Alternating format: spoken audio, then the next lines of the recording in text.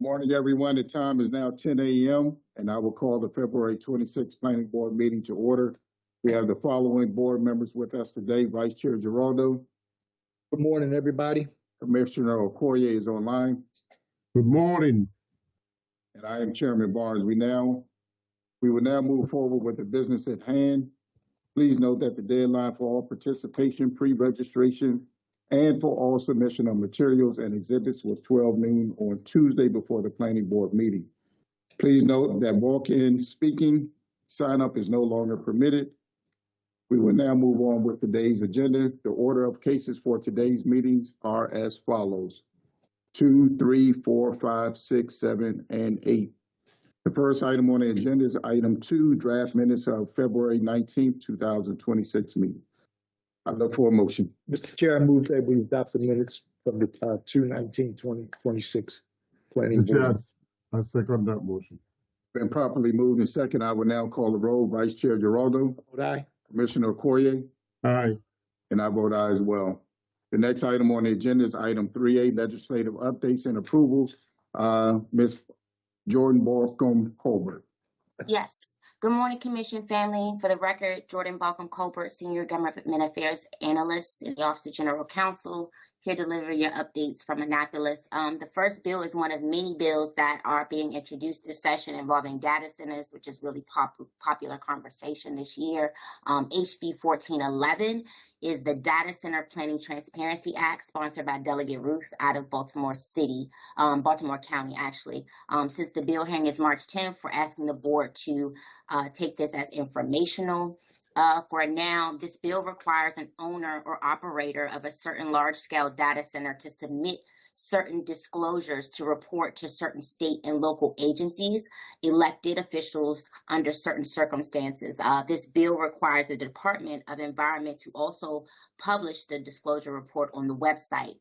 One of many issues with this bill is that requires on or before June 30th of 2027, each local jurisdiction with 10,000 or more residents to develop and adopt by local law a large-scale data center plan in a certain manner. The issue also lies that based on staff's comments, the commission already has contemplated many of these elements of the bill and its suggestions should be a part of the plan. So our counties are currently pursuing these changes in the code for zoning to address these elements. Are there any questions on this bill? I know staff is available for feedback if necessary. Are there any questions for Ms. Colbert? I have none. We're just doing informational today? Okay. Yes. Yes, ma'am. You may continue. Okay. The next one is HB 1296, Safe School Route Reports. To give you a little refresher, that bill requires most of the developers of a project of 5 or more with residential dwelling units to prepare and submit a Safe School Routes Report as a part of their preliminary subdivision site plan. Our task with the board last time we met was to meet with the bill sponsor. We met with Delegate Terrassa out of Howard County. Based on a product of meeting we had, staff's recommendations for this bill is to support with amendments. We do have staff available to provide more context. We agree with the goal of the bill is to provide more safe school routes. If there are any questions on this one, and we do need a vote for support with amendments.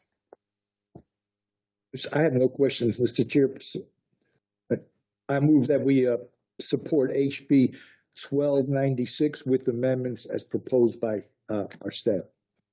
I second that, Mr. Chairman. It's been properly moved and second. I will call the roll. Vice Chair Giraldo. Vote aye. Commissioner Okoye.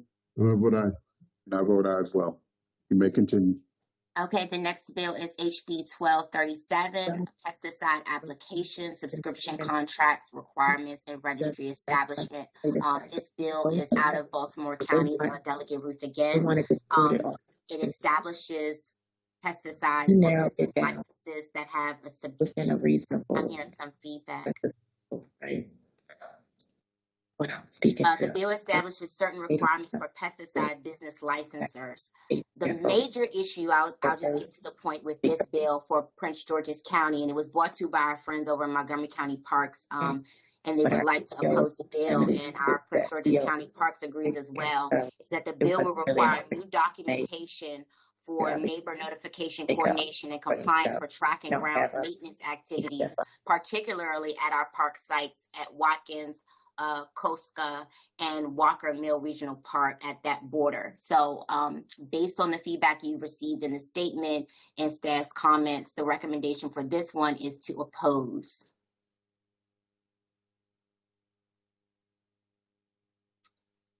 And we would, any questions from the board or staff chiming in, and do we want to just go to a vote based on the feedback we received from staff? Is there a motion? I move that we oppose HB 1237. I second, Mr. Chairman. It's been properly moved and second. I will call the roll. Vice Chair Giraldo, Vote aye. Commissioner Corrier, Aye. and I oppose the bill as well. Okay, last bill, guys. Okay, forest conservation. We get one of these bills every year. HB 1560 is an incentives pilot program and fund. This bill requires the Department of Natural Resources to establish and implement a pilot program for ecosystem value-oriented forest management plans to provide additional incentives for enrolling in and extending communities to forest conservation management. One of the issues staff had flagged for this bill is the overlap that it has with the Forest Conservation Act. Based on the feedback that we received, we're going to try to put in some informational testimony on this one. It's being brought by Delegate Blair, who was also a staffer at DNR. So it's interesting. It's a forest conservation bill. Are there any questions on this one? This is just for information only, correct? Yes. No. No questions? No question. No questions? Okay. Well, that is it from me and Annapolis and our legislative updates. And thank you so kindly. Thank you so much. Thank you. No problem. Bye-bye. We will now move forward to the consent agenda. Is there anyone who wishes to oppose staff recommendation on the consent agenda items? And if not, is there a motion? Mr. Chair, after consideration of the record for items number 4A and 4B, I move adoption of the staff findings and approval of the items on the consent agenda in accordance with the recommendations of our staff. I second, Mr. Chairman. Been properly moved and second. I will call the roll. Vice Chair Giraldo, Vote aye. Commissioner Corrier, Aye. and I vote aye as well. Move on to the regular agenda items. The first item on the agenda is item 5, preliminary plan of subdivision PPS-2024-015, Grand Haven. We will now hear from Mr. Bartlett.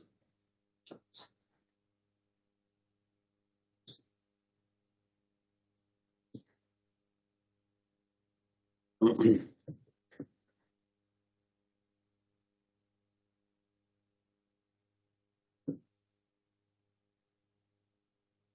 morning, Mr. Chairman and members of the board. For the record, my name is Jason Bartlett with the subdivision section.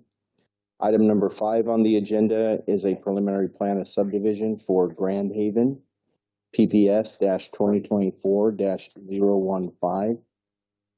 This subdivision proposes 89 lots and 12 parcels for development of 89 townhouse dwelling units. It is further associated with an approved certificate of adequacy, ADQ-2024-039, which was approved in accordance with the subdivision regulations to ensure that infrastructure necessary to support the proposed development are adequate in accordance with established level of service standards. The property is subject to prior approved preliminary plan of subdivision 4-86036 and final plat 5-89187, which established the subject property and dedicated the public rights of way for Grand Haven Avenue and Heathermore Boulevard. Before I continue, as a matter of housekeeping, 2 items were submitted by the applicant as additional material prior to the noon deadline on February 24th. These items have been entered into the record as Applicants Exhibit 1 and 2. Applicants Exhibit 1 is a PowerPoint presentation regarding the project. Applicants Exhibit 2 is a resume of the applicant's traffic consultant for the application. Next slide, please.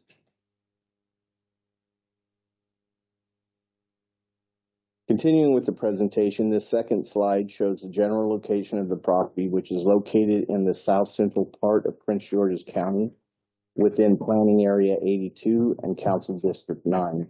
Next slide, please.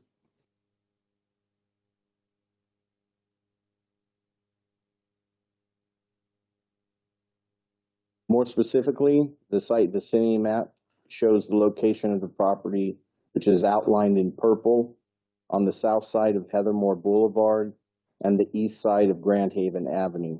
A Pepco right-of-way borders the property to the east. Next slide, please. The zoning map shows the site outlined in red and lying in the residential multifamily 20 or RMF 20 zone. It further shows the property surrounded by land also zoned residential. Next slide, please.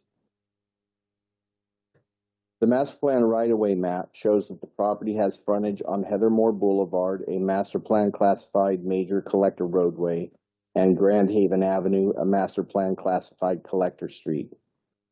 These rights of way, which are proposed to be partially vacated by the applicant, will be discussed further in upcoming slides. Next slide, please.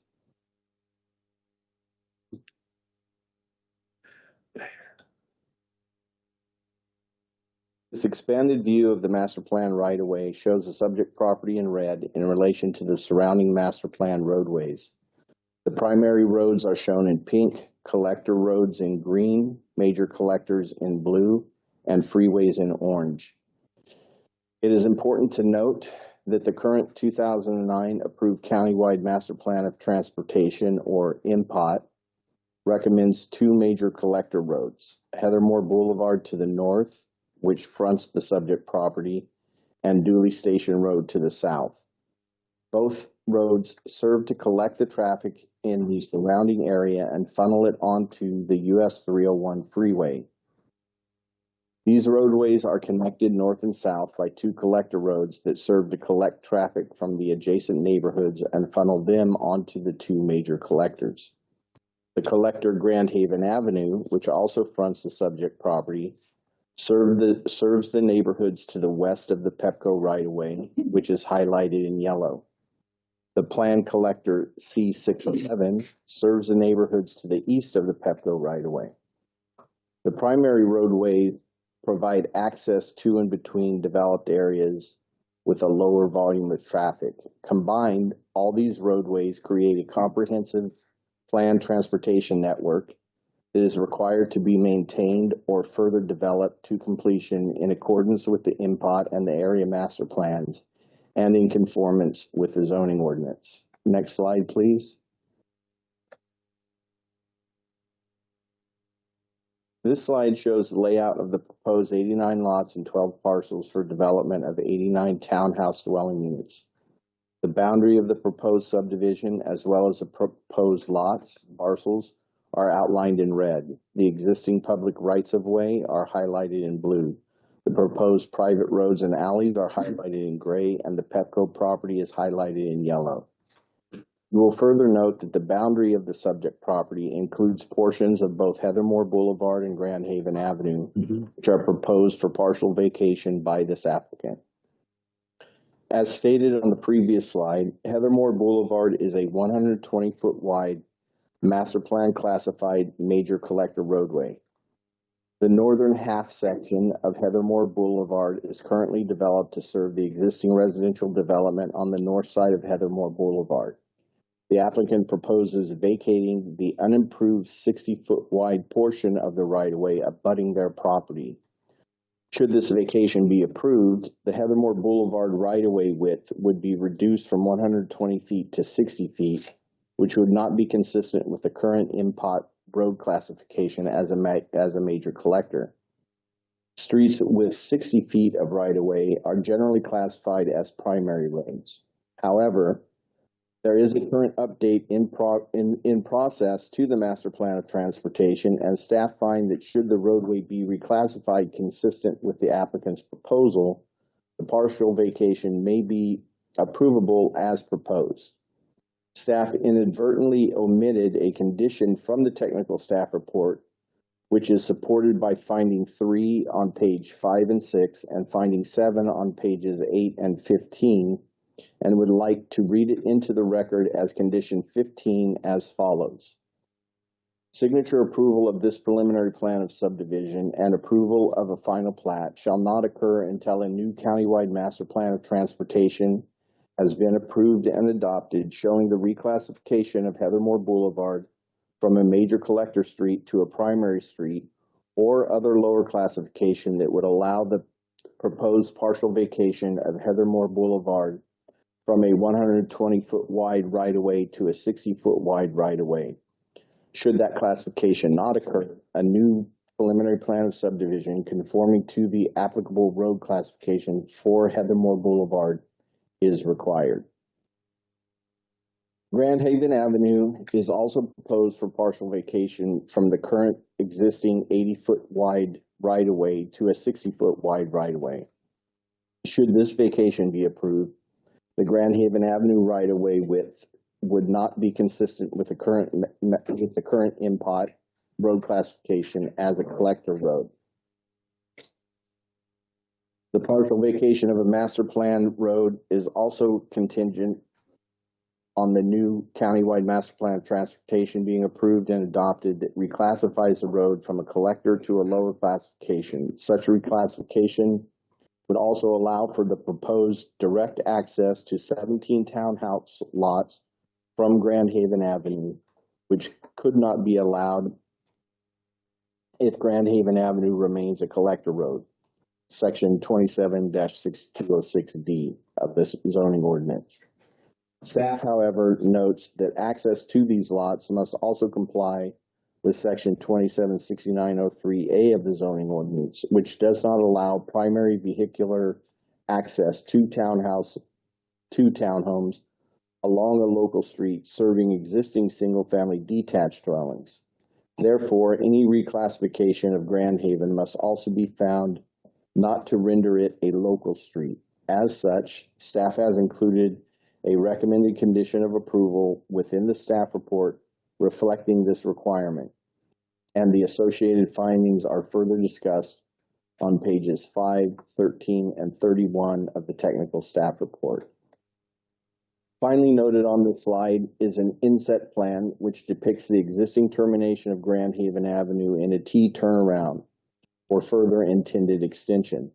The applicant proposes off-site improvements that include the removal of the T turnaround and the installation of curb and gutter that would effectively prevent the continuation of Grand Haven Avenue along the subject property and its connection to Trumbull Drive.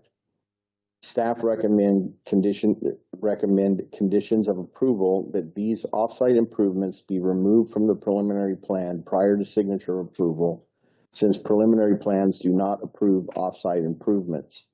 Further, staff recommends that the on-site portion of Grand Haven Avenue be connected to the existing stub in conformance to the external street connectivity requirements of section 276206H and section 276206I for the connection of adjacent streets, street requirements of the zoning ordinance. Next slide, please. This slide shows the type 1 tree conservation plan with the proposed on-site woodland preservation area highlighted in green and stormwater management facilities highlighted in light blue. The proposed development does not contain regulated environmental features or a primary management area. The applicant has requested a variance from section 25-122B1G of the Prince George's County Code, which requires preservation of specimen trees. This preliminary plan of subdivision proposes a removal of 27 specimen trees on site, which are identified on this exhibit by red circles. Staff recommend the planning board approve this variance request, which is supported by required findings for approval and is discussed further in the environmental findings on page 26 through 29 of the technical staff report. Next slide, please. This slide shows the location of proposed open space and recreation areas. The active recreation areas are highlighted in pink. The passive recreation areas are highlighted in brown. The natural features in green and stormwater management facilities are highlighted in light blue. The proposed development exceeds the requirements for open space set aside, as further discussed in staff's analysis on page 30 of the technical staff report. Next slide, please. This slide depicts the site access and internal circulation. The preliminary plan proposes one full movement access point to Heathermore Boulevard and one to Grand Haven Avenue. A private street extends from these access points through the subdivision and connects to internal alleys for access to the proposed units. Grand Haven Avenue provides direct access to 17 townhouse lots as previously discussed. As shown, the site meets the minimum required connectivity index of 1.5. However, the circulation plan does not depict the connection of Grand Haven Avenue to Trumbull Drive. Staff recommend that this connection be provided, as was also previously discussed. Next slide, please. This slide depicts the fire truck turning exhibit, which shows the adequate access and turnaround room is provided for emergency vehicles. Next slide, please. In conclusion, the subdivision staff recommend that the planning board adopt the findings and approve the preliminary plan of subdivision PPS-2024-015, Type 1 Tree Conservation Plan TCP1-2025-0027, as well as the variance request from section 25-122B1G for removal of specimen trees, subject to the findings and conditions in the technical staff report, to include additional condition 15 as read into the record by staff. This concludes staff's presentation. Thank you so much, Mr. Bartlett. Are there any questions from the planning board? Seeing none, we will now hear from the applicant's attorney, Mr. Rivera. Good morning, Mr. Chairman. For the record, Laura Rivera. Good morning, Laura Tallarico for the record. Everyone just hold a second because we have to all be sworn in for this matter. So everyone intending to speak on this matter, please stand. Do you, including you, Mr. Rivera, do you swear? Yes. Yeah. Do you swear or affirm that you will tell the truth? Yes. Thank you. Again, for the record, Norman Rivera. It's a pleasure to be here with this version of the planning board. Good to see you, Mr. Geraldo, again. Mr. Rivera, we gotta make sure your mic is on. Oh, okay. Hello?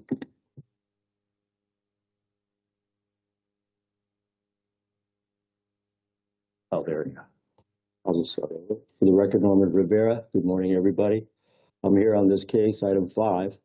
Mr. Bartlett has done an excellent job of reviewing the case. As we discussed at the charrette yesterday, this is an example of how we work with the community, with DPI, with Public Works. As you saw from this explanation on the road and circulation, and that is a result of many factors.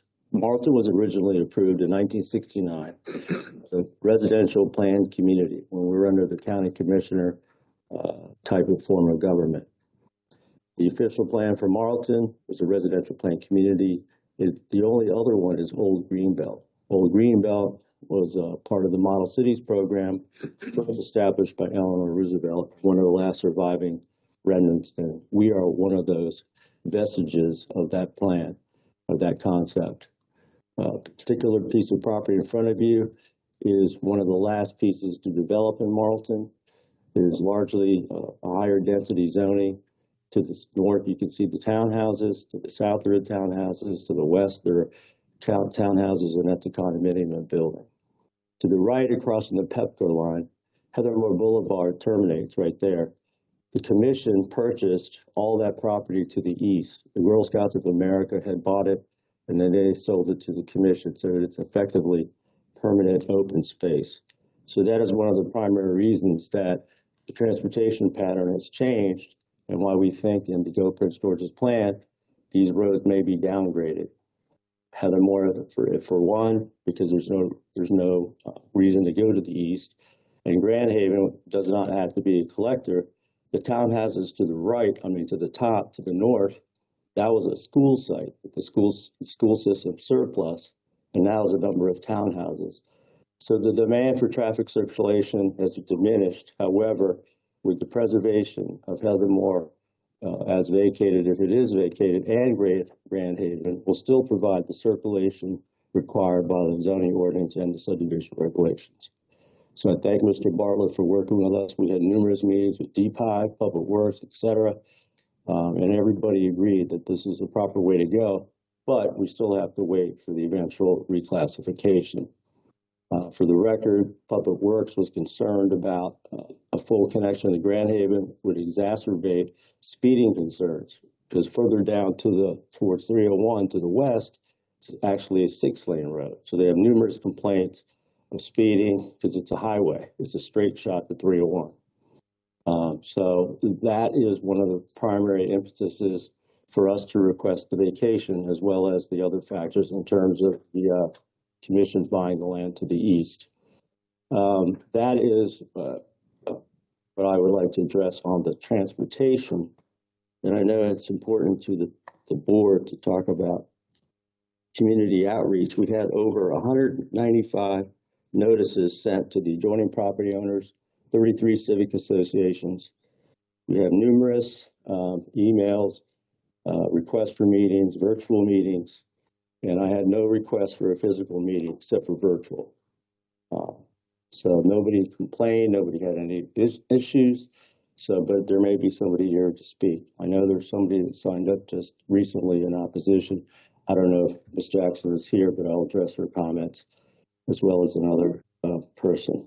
With that, I think we've done the outreach, and I think I want to go into a very important thing, which is affordability. This property is eligible for a very small, let's read this. Grand Haven is located within a very small portion of Prince George's County that is eligible for the USDA loan program, United States Department of Agriculture.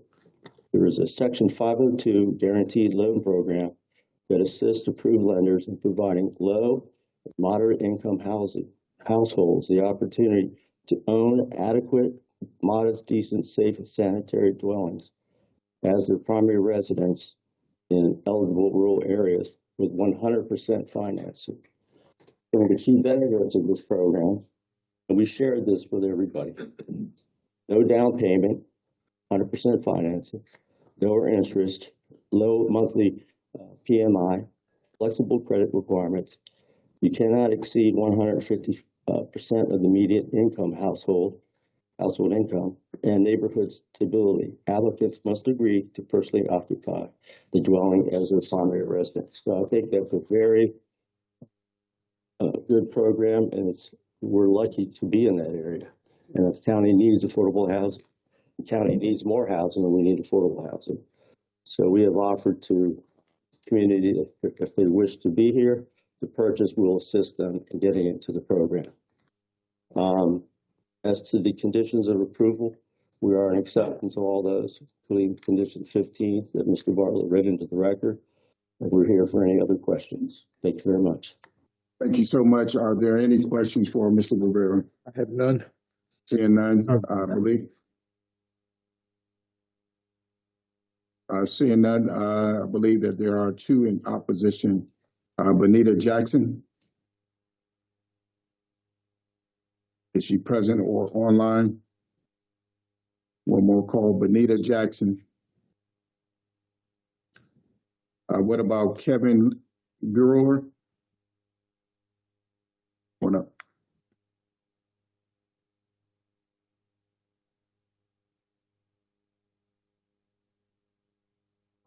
My name is Kevin Lee Brewer. You have 2 minutes. You have 2 minutes. Go ahead. I am here address. My address for my property is 9413 Midland Turn. It's the Martin Golf Club. I just purchased it actually 2 months ago today. we closed and we own it, and we already started the renovations there. And I'm opposing it, the application, because of the fact of that is where we actually hired our traffic consultant to be able to bring traffic into the golf course. The easiest way to be able to bring more participants in so the golf course can be able to survive and be able to make revenue is coming directly off of 301 up Heavenmore, coming around Grand Haven, because it comes directly to our property. All right, and we looked at with our property be able to serve properly, it can actually help the applicant sell more housing with an active golf course resort there, as well as the rest of the neighbors around. And I figured also we're looking at, like, with us having 162.5 acres, is definitely should be heard to be able to have this come through and be able to oppose them from closing that road. Thank you. Thank you. Are there any questions for Mr. Brewer? Where in relation to the property is the golf course? Golf course is on, it runs right directly. I would say maybe a half a mile. It's right down the road. Like, if you look at, I'm trying to see where, you look at where Grand Haven is cut off at, where they're trying to cut it off at, that runs directly to our property. It's slide 6. Yeah, can you bring up slide 6, Mr. Flanagan?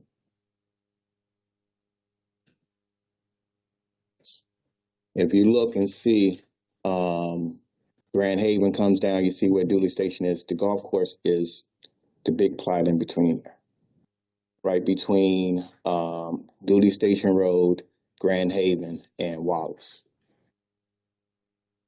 And you're saying that if the road is vacated, that's going to deny an access path to the golf course? Yes, because right now you have to ride through the neighborhood to get to it. You have to come up, you have to, it's like a maze to get through it. And it's interesting enough, while we are working on the property, and I'm speaking to some of the neighbors, some of the new neighbors don't even know if there's a golf course there. They're asking me, where's the golf course? I'm like, you can't see the signs to direct you there. But so that having a direct access route, make it a lot easier for people to be able to find it versus going through the neighborhood. And also that keeps having a lot of high traffic go through the neighborhood. Because of my background being in music and film, I have a lot of clients that's going to come. And once we go to open our project here, it's going to be a lot of traffic coming through for the patrons to come in. And not alone, that's going to be a lot of taxpaying help that we can be able to do as well, and creating jobs. If you look at from the developments that we're doing, even right now, the project that we are doing with cutting the grass, the property has been closed for 4 years. So we are looking like we are cutting a jungle, right? Mm-hmm. Even right now, and I have over 25 people working for me right now. As I'm here, they're up there cutting and getting prepared. That's not alone with the renovations that we're going to have up there. So. Mr. Giraldo? Yes. When this application first came in, it proposed the entire vacation of Grand Haven Avenue. Okay. And Mr. Brewer and I spoke the other day. Mr. Brewer, we are, with the recommended conditions of approval, requiring the connection of Grand Haven from Heathermore Boulevard to Trumbull Drive, which I believe is what you are speaking about now, correct? That's what I thought, that the staff was recommending for the connection. Mm-hmm. Yes. Yeah. Yes, we need that. Is that satisfactory to you, Mr. Drew? No, you, Mr. Brewer, you. He said Drew. So No. yes, we need the connection. Right. Actually, definitely need. Okay. Thank you. No others in opposition of Mr. Rivera. Would you like to rebut? Thank you again, Mr. Chairman, members of the board, staff, participants. I understand Mr. Brewer's concern, but as Mr. Bartlett indicated, his issue should be assuaged by the conditions 2 and 15. The golf course is actually about where the D and the H are in Grand Haven. This slide is good because it says Heathermore Boulevard and Dooley Station Road are the circulation pattern that Mr. Bartlett recommended or noted. For the southern half is Dooley, the northern half is Heathermore. Grand Haven Avenue, as it comes down, there's a Conrail rail line that splits the property, the golf course property, from the other side of Grand Haven Avenue. So in effect, you can't really use Grand Haven Avenue because there's a Conrail line there, and they're not allowing any access in over 40 years. We've tried over and over, but they won't budge. So all there is a tunnel underneath the rail line because one of the golf holes is on the other side. So I would submit that, as the slide indicates, he has full access to Julie Station Road. The Marlton community had a 9-hole golf course way back when in the 70s. It went dark. When I represented Pleasant Excavating, we redid the whole 18 holes, but it went dark. But access for both iterations was to Dooley Station Road. Thank you very much. Are there any other questions? Seeing none, is there a motion? Mr. Chair, I move that we adopt the findings of staff and approve PPS-2024-0015 along with TCP 1-2025-0027 and a variance to section 25122B1G, subject to the conditions recommended in the technical staff report and the additional condition 15 as read into the record by our staff, Mr. Bartlett. Mr. Chair, I second that motion. Been properly moved in second. I will now call the roll. Vice Chair Giraldo, Vote aye. Commissioner Corrigan, I vote aye. I vote aye as well. The next item on the agenda is item number 6, Community Planning Division Plan Elevation Program Project Briefing. We will now hear from staff. Good morning, Chairman and members of the Planning Board. My name is Thomas Lester, the Project Manager of the Plan Evaluation Program. Next slide, please. I'm joined today by Kiera McCune, the Project Facilitator, as well as Kevin Keeley and Craig Schneider, who are with VHB. I'm now going to turn it over to the consultant to lead the presentation. Thank you. Thank you, Thomas. For the record, my name is Craig Schneider. For today's agenda, I'll be covering the overview of the Plan Evaluation Program, or PEP, going through the purpose and goals, and then I'll be turning it over to my colleague, Kevin Keeley, for the progress report development next steps. Next slide. So the Plan Evaluation Program started in 2015 when MNC PPC staff needed a way to evaluate plans efficiently. This process really focused on a workflow that was aligned for staff workload, their resources, and as well as planning priorities. This later became known as the Master Plans Work Program, and really moved forward to track the effort for a formal evaluation in alignment with Prince George's County's zoning ordinance. This ordinance required staff to provide 6 years evaluations and reporting on active plans. In 2017 and 2018, the program continued to evolve, really focusing on tracking implementation of those adopted plans, as well as measuring recommendations and strategies for progress over time.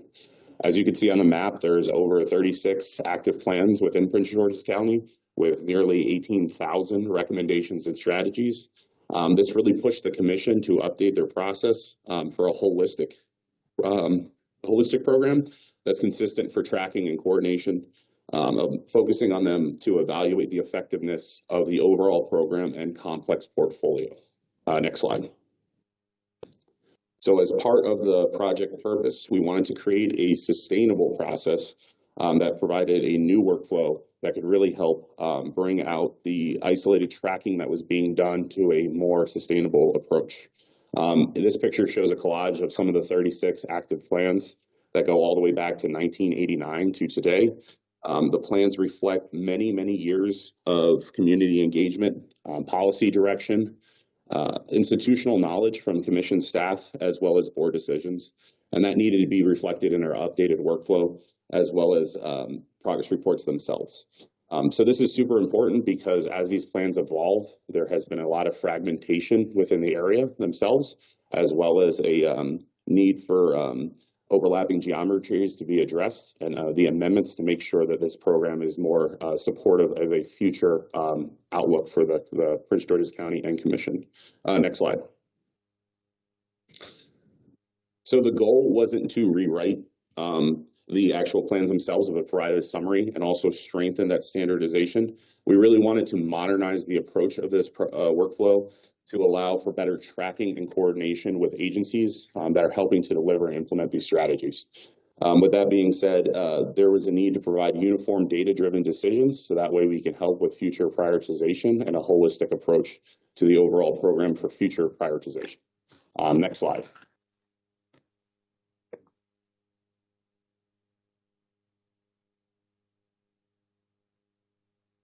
Thank you. For the record, my name is Kevin Keeley. Thank you, Craig. So in supporting tracking of implementation of the 36 active plans, we worked closely with community planning staff to develop a data-driven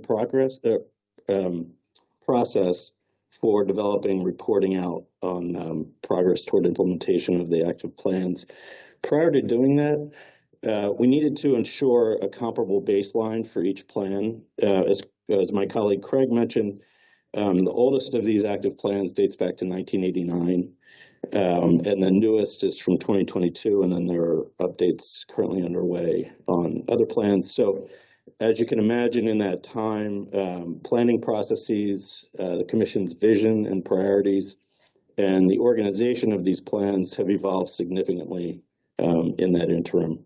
So we needed to spend a lot of time up front making sure that we had consistent data across all of these 36 plans. That entailed reviewing the more than 18,000 individual strategies and recommendations within those 36 plans. And in doing that, we were able to develop clear protocols to support data tracking across plans. And we did so in consistency and maintaining consistency with Plan 35 policy categories. We also developed those protocols with an eye toward the future and future progress reporting through the plan evaluation program. Next slide, please. So with our data protocols established, our baseline data calibrated, we then applied consistent definitions to progress status across the 36 plans. For each recommendation, we reviewed available documentation on projects and actions taken by the Commission and also by other partner agencies. And then we assigned an implementation status to each of those 18,000 strategies and recommendations. And then using the data on plan implementation progress, we developed a progress report for each plan. Each progress report does a number of things. First, it communicates plan highlights and the background on each plan. It summarizes the most recent data on demographics, on land use and land use changes since adoption of the plan, and on development activities in the plan area. It also identifies progress toward implementation of the plan recommendations and strategies and any challenges encountered in implementing those strategies. And finally, it communicates recommended next steps for updating, replacing, or consolidating plans.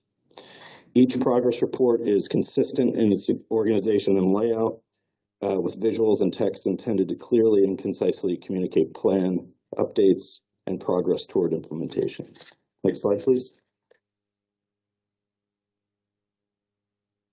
So one of the key elements within each progress report are these recommended next steps for plan updates or plan changes going forward. We worked very closely with community planning staff in determining next steps for each plan. And in making those determinations, we considered such factors as the plan age, how far along is implementation on the plan, have there been significant changes in areas like land use context or market conditions, or have there been plans that have superseded some portion of the plan area that we should be considering. The intent here was to respect adopted policy while recognizing that conditions and priorities do change over time. And then we developed distinct recommended next steps for each plan. So those next steps were identified for each plan, but holistically thinking of the full program, the plan implementation program, and how to best position future planning efforts for Prince George's County. Next slide, please. So this framework of reviewing implementation progress, considering the plan age, market and infrastructure conditions, and potential overlapping or fragmented plan geographies, allows the planning board to manage risk, manage the timing and resources of planning efforts across this multi-decade plan portfolio. These recommended next steps were intentionally layered to reflect real-world complexity and identify appropriate next steps for each plan. It's important to note that a plan can have more than one recommended next step. This was intentional and reflects that plans may require both short-term and long-term actions. So plans may continue to be implemented while future actions are considered, and those actions may include minor amendments, plan replacement, or plan consolidation. So you'll see on the slide here, we have the 4 categories of recommended next steps. Those include, from left to right, retain and review. This is the most straightforward recommendation and focuses on maintaining progress toward plan implementation and then tracking that progress accordingly, as the community planning staff are currently doing. Excuse me, just for, so for example, under the review, you have, so there's only 17 plans under review? There are 17 plans that are recommended. Of the 36, 17 plans are recommended to continue under review and retain. So these would remain, they all remain current and effective, but the recommendation is that these continue to remain in place, and they should be reviewed on an ongoing basis and reported out on that 6-year cycle that's required by statute. Thank you. Sure. Amendment, this refers to plans where there may be a need to address certain gaps, some opportunities or trends, or some misalignment with current policy through a minor plan amendment. You've identified 7 plans that need to be amended. Yes. Okay. Right. Good. Thank you. Sure. Yep. Then 12 of the plans are recommended for replacement. This is due to the plan being outdated or not adequately reflecting current conditions. And again, many of these are some of those oldest plans that date back to 1989 or the early 90s. And then finally, a number of plans are actually 25 plans of the 36 are recommended to be considered for consolidation because of overlapping or fragmented geographies. So a number of plans have superseded, some of the later plans have superseded some of the geographies of the original plan areas. And so there's a fragmentation to the geographies that really a consolidation effort and a coordinated consolidation effort can address those, that fragmentation that's sort of been drawn out over the past 30 plus years. And that will just allow a more cohesive planning framework and also more intuitive planning geographies for the county. So the approach that we've developed here supports a sequenced strategic decision-making rather than forcing a single outcome that's confined to an individual plan. So that's sort of what I emphasize, that holistic thinking. Next slide.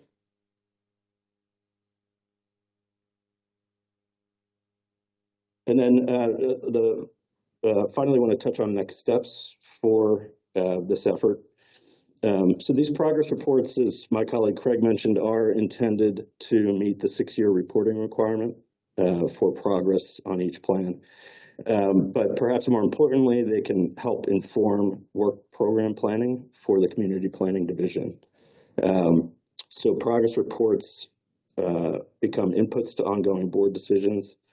But they also ensure that the program and future decisions around the program are grounded in documented analysis and data-driven decisions. And of course, the commission retains the discretion on timing and sequencing of plan updates and changes based on resources and priorities. We do want to emphasize that this is not a one-time exercise. The responsibility for implementing many of these recommendations, if not most of these recommendations and strategies, fall to partner agencies outside the commission. And relatedly, the information needed to track implementation of those strategies will need to come from partner agencies. So this is not an automated process. There's still outreach and coordination needed on the commission's part to stay on top of progress toward plan implementation. So with that in mind, thinking in the longer term, the Community Planning Division will need to establish standard operating procedures to guide those consistent updates going forward. And then also provide ongoing staff training to ensure that the processes and the work that we've done through this effort are sustained in the longer term for the program. Next slide, please. And with that, that concludes our formal presentation. We welcome any questions or discussion. Question that I have with regards to the staff for implementing the recommendations and reviewing, is there any artificial intelligence that you recommend that the staff could use to facilitate the review? That is not part of what we've developed here, but it's certainly if it might require a policy decision on the use of artificial intelligence, but certainly there are potential benefits to be had as long as there's, I'm so sorry, as long as there are the appropriate guardrails in place. Obvious. Okay, I was just thinking whether or not, in dealing with the staff, whether or not you made any recommendations of any artificial intelligence that you're aware that can be used in that review and. Oh, sorry. I would just add that I could see using AI as part of like researching the implementation of different policies. I don't know how that could be like batched in some way, and you always have to verify the result of AI. So I could see it being helpful, but in like small doses. Okay. And we do have an interim AI policy right now. I don't, it's become. You don't? We do. Oh, okay, good. Okay, good. Okay, thank you. No further questions from you, Mr. Chair. Are there any other questions? Seeing none, is there a motion? Mr. Chair. No motions required for item 6. It's just a briefing. Fair enough. Thank you guys so much for your briefing. The next item on the agenda is item number 7, Office of the Planning Director, Legislative Drafting Request LDR-16-2026. We will now hear from Ms. Gomez. Morning, Chairman Barnes and members of the Planning Board. For the record, Natalia Gomez with the Planning Director's Office. Today, I'm bringing to you Legislative Drafting Request LDR-16-2026. Next slide, please. This bill, the purpose of this bill is essentially to require detailed site plan review for any qualified data center application. Next slide, please. Before I move on into what the contents of the bill, I want to make some clarities. This is in response to the multiple community public testimony we received, written public testimony, and that is being entered into the record. First of all, this LDR, as I mentioned, required detailed site plan approval for all qualified data center developments. And this is a response to a public request for increased transparency and public review for this type of projects. This also proposes to eliminate the building permit application requirements specific to qualified data centers. The reason is because there will be a detailed site plan, so the permit is not needed. And eliminate the applicant's option to request a site plan review. Essentially, it will be mandatory, not optional. What this bill does not talk about, does not address, it does not revise the land use table. What does it mean? It does not change whether qualified data centers is permitted by right or by special exception or prohibited in any use zone. It does not address any of that. It does not address specific use standards, intensity or dimensional standards, or development standards for qualified data centers. It does not alter anything related to that. It does not lift the moratorium that is in place right now. It's actually that it was signed by the county council and the county's executive. It does not address a specific qualified data center project, nor discusses the placement of any qualified data center in a particular place within the county. It does not address the impacts of qualified data centers or the costs of having a development of this type. And finally, it's unrelated to LDR 021 that will be presented after my presentation. Next slide, please. For a little bit of context, in 2021, the County Council introduced the Council Bill CB 1/2021 that exempted the data center projects from conceptual site plan and detailed site plan. This was a way for the county to attract this type of investment to the county. However, it was not. It received a little bit of backlash, and this bill is a response to this type of investments were intended at the time. I want to emphasize that detailed site plans, detailed site plans are plans that show the exact location and design of all buildings and structures, the streets, parking lots, open spaces, landscaping, grading, and other on-site physical features. They do not determine whether a particular use is appropriate for a site and does not limit or discourage a project when the proposed use is already permitted by right in the zoning ordinance. It just sticks to the scale and physical impacts of the development, and it does not have any saying in land use policy.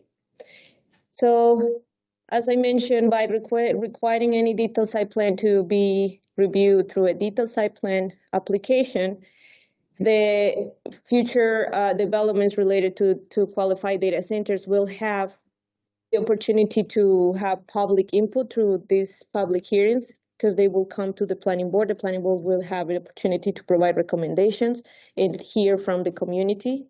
The community will have the opportunity to speak up, and the district council will have the opportunity to elect, to review, and provide a final decision on a selected application. So this is the scope of the bill, essentially, by requiring a detailed site plan. Next slide, please. We have minor proposed amendments, but those are more related to the legislative and drafting conventions, nothing to really regarding the substance of the bill. We, however, although it's not an amendment, we want to recommend the bill sponsor to take a look to the qualified data center report issued by the Prince George Data Center Task Force. They lay out different recommendations, and I want cite 3 that I lined in my staff report for this bill sponsor's attention is that to require a sustainable operations plan with every special exception or plan development zoning map amendment, to discourage speculative data center development by incentivizing projects to pursue plan developments, and require all data centers to undergo the special exception process.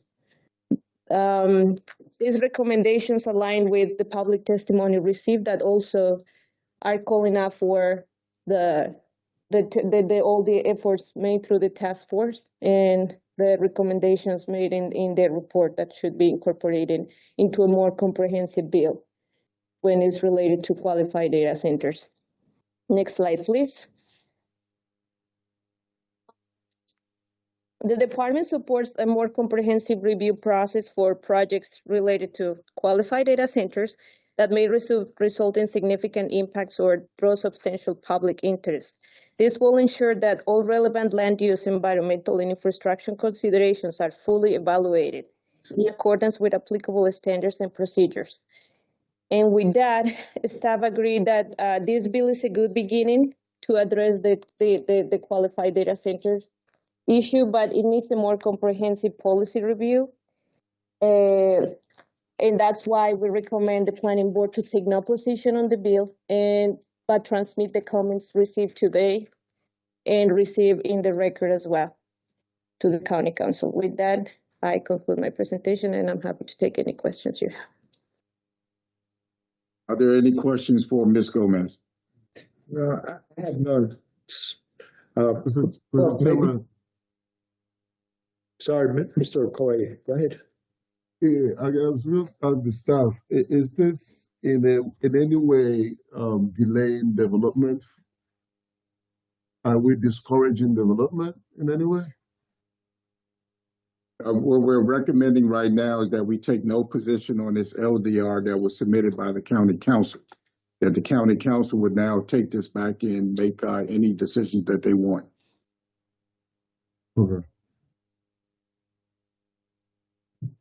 And that there are no other questions. I believe that there are some that are in opposed to this or in favor. The first is Noah Waters.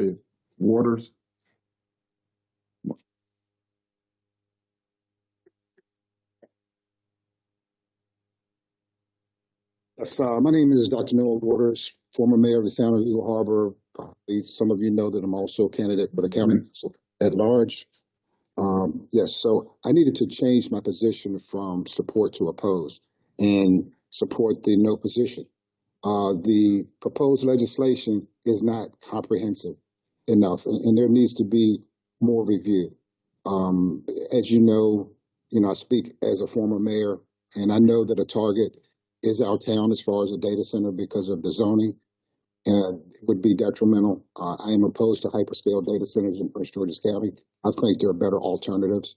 So, I would be opposed and ask for more inclusion from the public and from those experts who can speak candidly and with more precise direction on this. So, thank you. Good morning. Thank you so much. Thank you. Is Greg Smith here? I am. Mr. Smith, you have 2 minutes. Thank you very much. I'm Greg Smith. I live in 3103 Bunker Hill Road, Mount Rainier. While I appreciate what I understand to be the intent of LDR 16, and while I believe that data centers proposals must be subject to deeper scrutiny and robust public comment, I'm deeply concerned about what feels like a piecemeal approach toward projects that can cause significant, long-lasting harm to communities, public health, ratepayers, taxpayers, the economy, and our ability to grapple with global heating. The county should prohibit large and hyperscale data centers in any zone. It should allow smaller edge data centers solely in industrial zones and only by special exceptions. Data centers should be subject to detailed site plan review, and the submission requirements and the scope and standards of review should be strengthened and broadened to encompass a range of relevant impacts, off-site conditions, and off-site impacts. In certain circumstances, such as when a proposed site is on or very near an environmentally sensitive land or an environmental justice community, a proposed data center should also be subject to conceptual site plan review. The county should commission a rigorous, independent, and transparent study of the full range of data centers' potential direct, indirect, and cumulative impacts. That study should propose proven effective measures to avoid, minimize, and mitigate data center impacts.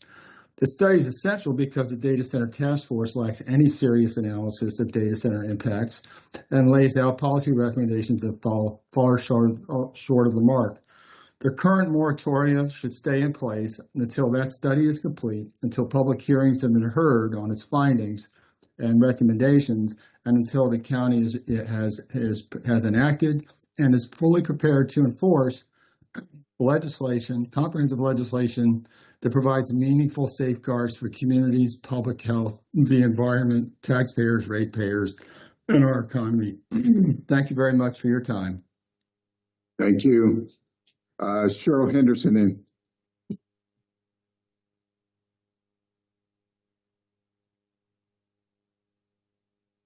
Ms. Henderson, you're on mute and you have 2 minutes.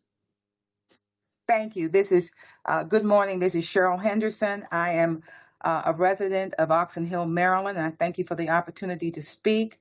I'm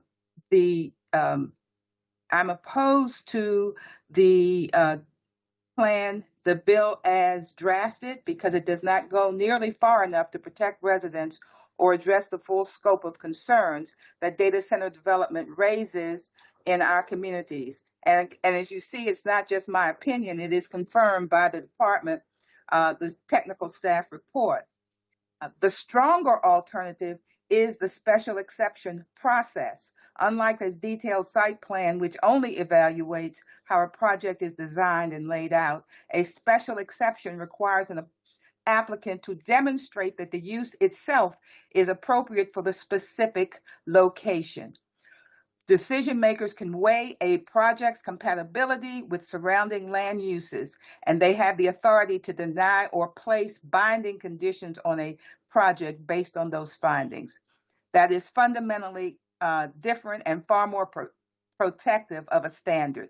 It means residents are not simply informed about a project, but are given the genuine opportunity to influence whether a project should be built at all. I'm also deeply concerned about the broader implications of data center development, including energy demand, water usage, noise, visual scale, and cumulative impacts on infrastructure and neighborhood character. These concerns are not hypothetical, but are recognized by the county's climate action plan. I believe my time is close to up. I believe transparency is the first step, but it must not be the last. And the residents must be given an opportunity to be heard about any data center development. Thank you so much for your time and consideration. Thank you so much, Ms. Henderson. Is David Owens here? He's on. Mr. Owens?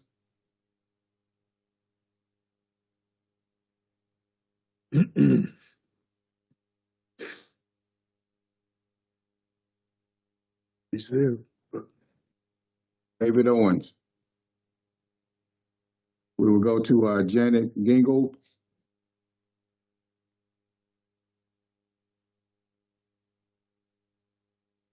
My name is Janet Gingold. As a longtime resident of Prince George's County who served on the county's commission to develop a climate action plan and observed the meetings of the Qualified Data Center Task Force, I urge the planning board not to advance LDR 16/2026, but instead insist on development of comprehensive legislation that addresses the impacts of data centers on climate, air quality, and equity. In keeping with regional goals, the county's climate action plan put forth the goal of reducing greenhouse gas emissions by not working now, sorry. Should I start over again? You're fine.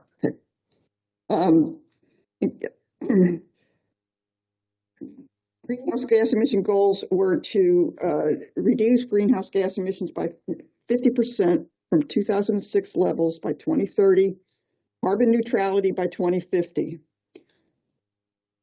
Permitting large load data centers would mean Prince George's County abandons our climate mitigation goals, even while evidence of accelerating climate change continues to unfold around us. LDR 16/2026 tries to undo a past error, but it doesn't meet the need for regulating these large new load facilities going forward. Detailed site plans don't include assessment of energy consumption or emissions or cumulative impacts of environmental exposures on health. This quick fix ignores recommendations of both the Climate Action Plan and the Data Center Task Force. We need comprehensive legislation that requires data center operators and other large load energy consumers to disclose their energy use, water use, emissions, and any utility rated agreements, and to mitigate their environmental impacts. The Sustainable Operations Plan recommended by the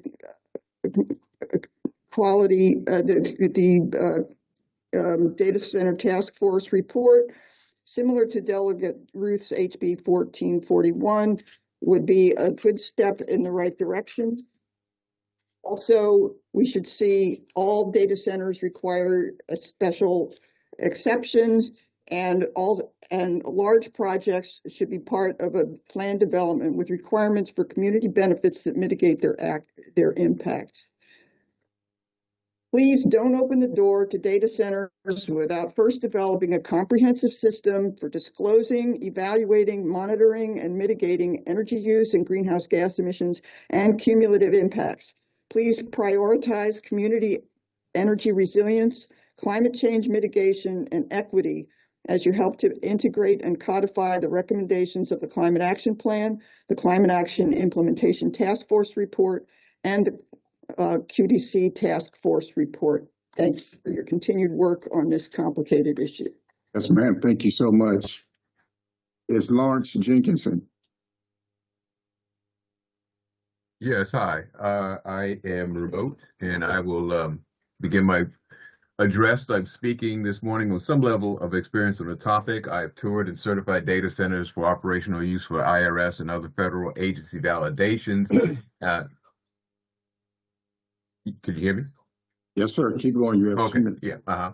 And worked with other federal agencies. I've been in and out of these facilities, have heard the roar and constant churns of these servers, server farms and the cooling systems, seeing how few people it takes to run one and how much electricity, water, and other fossil fuels they consume. I do understand that some of the issues I have noted in my address are not directed at this particular bill, but I will leave them there.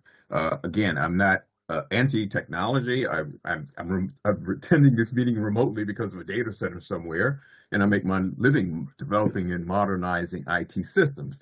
But I am against a cost structure and a development model that will privatize profit and socialize costs. PGMs, independent monitors, said that data centers are responsible for 63% of the price increases in 05 and 06. A lot of that was driven by upgrades, or will be driven by $11 billion in transmission upgrades, primarily to serve data centers. They take up, hundreds of megawatts of power. We have not developed this system or our infrastructure for this. PGM does not require these operators to carry their own infrastructure costs, and that's a policy failure. I would ask that 3 things. They don't create a ton of jobs, or just ask the council to extend the moratorium, keep the moratorium, require full cost utilization funding, and demand environmental justice or noise quality, air quality, and water impacts. We don't need pledges or handshakes. We need legislations. Thank you. Thank you so much. Is Nicole Jackson here? Yes, I'm here. You have 2 minutes, Ms. Jackson. Thank you.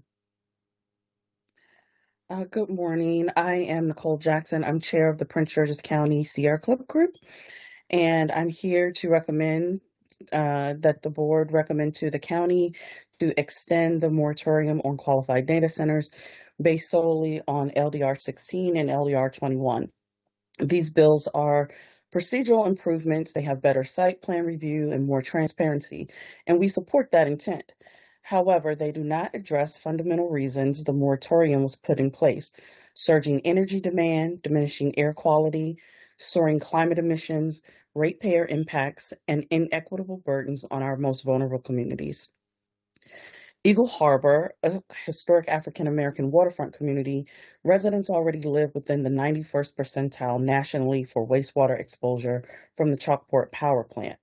And today, another data center is proposed there.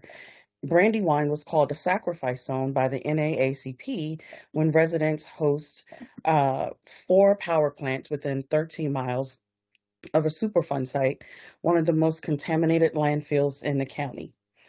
Landover, where the CDC's Environmental Justice Index score of 0.86, which is extremely high burden, a hyperscale data center campus is proposed there. Countywide, 150 schools have lead in their water. The Anacostia River gets a D grade, and 171 census tracts within our county face high energy burdens, which translates to residents already spending too much of their incomes on utilities. Hyperscale data centers will drive those rates higher, and our communities cannot absorb more of these burdens. To be clear, we are not opposed to development. We are opposed to development that externalizes its costs and extractive practices onto residents who have already sacrificed too much. We urge the board to recommend to the council to extend the moratorium until a comprehensive framework can be put in place, one that includes size-based tiering, zoning restrictions, climate impact assessments, and cumulative impact reviews that put communities like the ones that I mentioned first.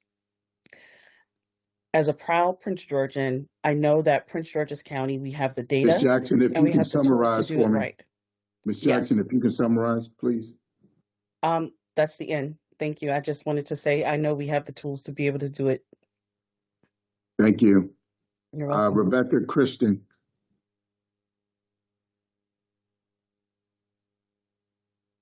Ms. Christian? Seeing none. Tamara Davis Brown? No. I'll go back to David Owens. I'm here. Can you hear me now? Yes, sir. You have 2 minutes. Sorry about that earlier. Good morning, Chair, and members of the Planning Board. My name is Dave Owens, President of Fort Washington Forward. We're a nonprofit in Fort Washington whose mission is to attract smarter development to the Fort Washington region. While we appreciate LDR 16's intent to increase transparency through the data center evaluation process, we oppose any support of it unless it be adopted in direct conjunction with the zoning restrictions proposed in LDR 001, which isn't due to be discussed until March or even later. As said before, CB 001 2021 allows data centers in a wide variety of non-industrial zones. LDR 16 introduces a new technical review, but it doesn't do anything to fix the underlying land use problem brought forth by CB 001. The land use issue is addressed by LDR 001, which recommends data center development be restricted to industrial zones. If LDR 16 is recommended, but the zoning map changes in LDR 001 are delayed or set aside, then developers still have the legal right to apply for massive projects in a multitude of zones. LDR 16 then simply becomes an administrative hurdle to clear rather than signal to developers that these things are occurring in the wrong place, which they are. Technical data alone doesn't preserve the character of our neighborhoods. In 2024, we out here in Fort Washington watched as a logistics warehouse was forced into a busy commercial corridor, despite the fact the project misaligned with the master plan, and it ignored the Henson Creek Village Area Study, the county's own study. There were no legal mechanisms willing to stop it. Without the zoning projections of LDR 001, LDR 16 is just a set of studies that will be used to justify rather than prevent ill-advised development. So our recommendation, Fort Washington Forward, we ask this board to recommend a unified legislative package be submitted together that addresses both zoning protections and technical review. And please do not allow LDR 16 and LDR 001 to be separated. We need the zoning map restrictions of LDR 001 to define where data centers go, and the technical evaluation of LDR 16 to define Mr. how they Owens, operate. Mr. Owens, if you can summarize. Yeah, I was finishing up. We need the zoning map restrictions of LDR 001 to define where data centers go, and the technical evaluation of LDR 16 to define how they operate. Thank you for your time and for your commitment to the community's future. Yes, sir. Are there any questions? Seeing none, is there a motion? Before you proceed, excuse me, I want to clarify what about LDR 001 that was mentioned in the prior testimony. The council transmitted to the planning board LDR 001 for further processing, which means that we will write in staff report and bring it to the planning board within 30 days. However, while we were in that process, the clerk reached out to the planning department requesting us to return LDR 001 and LDR 028. Both of them were related to qualified data centers. The reason the clerk gave us was that the council intends to consider data center legislation collectively. So with that said, we return the LDR to the council for further consideration, and we are not gonna bring it to you until it's transmitted to us again. Okay, thank you. Is there a motion? Mr. Chair, I move that the planning board take no position on LDR 21-2026, but transmit no position as well as the comments by staff to the county council. Commissioner Drell, slight correction, LDR 16, right? LDR 16. Right, Mr. Chair, I second that motion. Been properly moved in second. I will now call the roll. Vice Chair Giraldo. Aye. Commissioner Okoye. Aye. And I vote aye as well. The next item on the agenda is item number 8, Office of the Planning Director, Legislative Drafting Request LDR 21-2026. Mr. Smith.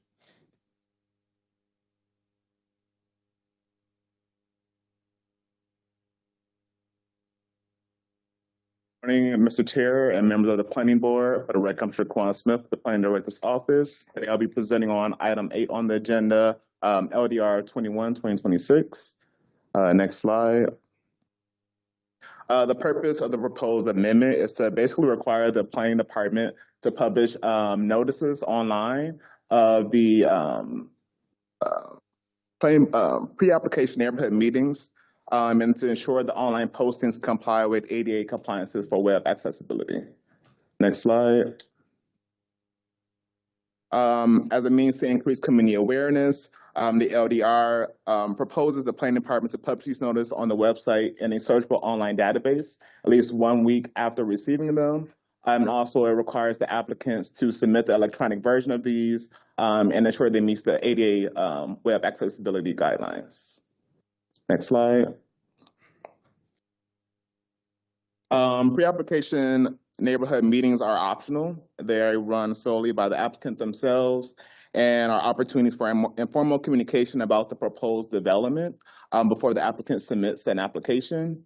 The applicants are required to mail these notices 30 days prior to the meeting to several stakeholders that include the planning director and also adjacent landowners. Next slide. The proposed legislation was reviewed and assessed by planning staff, and the feedback included that the LDR requires the department to post these electronic versions on the meetings and the meeting notices on the website within 1 week of receiving, and must also be searchable by street address and council district. Many development projects lack a street address, so the search would often fail if that was the case to identify projects. This could lead to misleading residents and also potentially be more expensive to create. So the department recommends to only search by council district since that is always included on the development applications. The LDR also requires the applicants to ensure the electronic notices comply with ADA guidelines. And also as written, the LDR does not include subtitle 24, which is a subdivision regulations, which also include pre-application neighborhood meetings. Next slide. So we had a few proposed amendments that are very minor, but again, it's to include subtitle 24 in these regulations. Second is to revise and require the applicant to provide the planning department with an electronic version of the notice at least 30 days prior to the date of the neighborhood meeting, more than likely because at the moment how it's written, it shows that it needs to be 30 days prior to the application being accepted.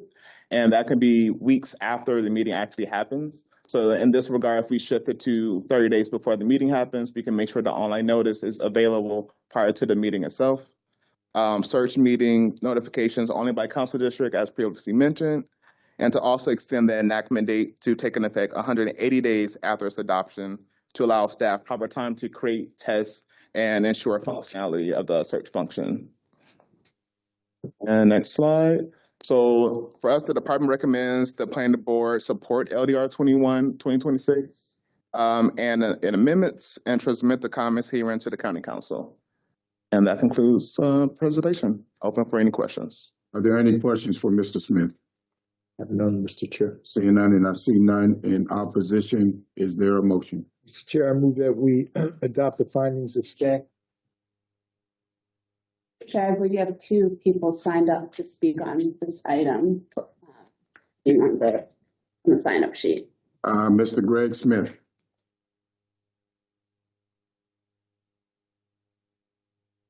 Good morning. Thank you for the opportunity to testify. I generally support LDR 26 with respect to the staff's comments.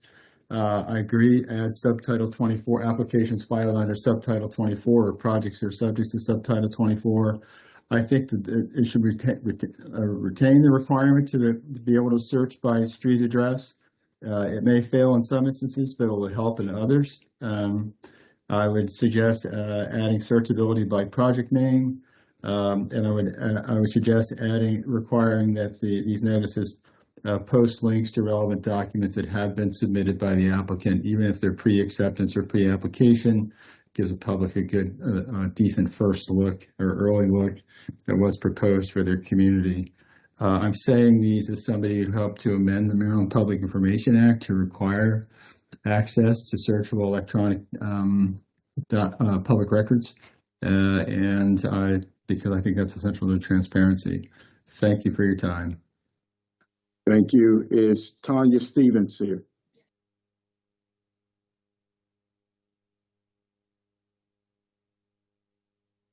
Good morning, Chairman and the board. My name is Tanya Stevens. I am president of the Severn Crossing Homeowners Association in Bowie. I am here today representing not only Severn Crossing, but also the Ducketttown corridor of over 450 homes. We support this LDR 21 for the searchable information, including the pre-application activity, that it must be logged and searchable to the public. The need for this legislation is evident by what we are currently experiencing in the Ducketttown corridor. A massive 41-acre vineyard, winery, resort, and hotel are being planned in an area zoned as agriculture and on the edge of residential. Despite the scale of this project, we have been forced to collect information from many different sources. It has become a scavenger hunt for information. Yesterday, the MPIA report was closed with these findings. The commission has not received any development applications for the Vineyard Village Resort project or the properties we understand are intended for the project. We have not received or reviewed any permit applications. If you look at the photograph that I'm holding up now, this is photographs of a groundbreaking that took place on February the 6th with elected officials celebrating this project as if it were a done deal. The city of Laurel posted something publicly saying that it looks forward to its opening. The owner has been on WTOP and has announced an opening of October 14th, 2026. And so we are curious as to how a project such as this could be announced when there's been zero public engagement, community engagement, and is missing 6 required lawful studies. It appears as if there has been a political shield of approval. Making matters worse, the developer has been completely silent, ignoring our emails. There's been no notices, letters, or posted signs. And this includes no notice of the closure of a public road, Jupiter Road, as they held this private event. We learned that deforestation is scheduled to take place next week. The owner announced this at her opening at her establishment last week. There are many social media postings about the establishment, and so it is growing in support in the community. Again, deeply concerning because this area is zoned as agriculture. Stevens, if you could wrap up. Sure. This amendment is needed as an accountability tool. Severn Crossing and the Duckett Town Corridor consist of 450 homes. We are a powerful voting bloc. We have our children, our children's children. And again, in closing, we support this to stop the secrecy for clearly a plan that is taking place in hidden plain sight. Thank you. Are there any questions? Seeing none, is there a motion? Yes, Mr. Chair, in view of the comments that were made yesterday with regards to efforts to be open up our books and be transparent with all residents, I move that we adopt the findings of staff, support LDR 21-2026 with the amendments as recommended by staff and the technical staff report. Mr. Chair, I support that motion. Been properly moved and second. I will call the roll. Vice Chair Giraldo. Vote aye. Commissioner Corrier. Aye. And I vote aye as well. Thank you so much. This concludes all items on today's agenda. I'd like to thank the staff and others for coming out for today. Time is now 11:30 and the meeting is now adjourned. Thank you.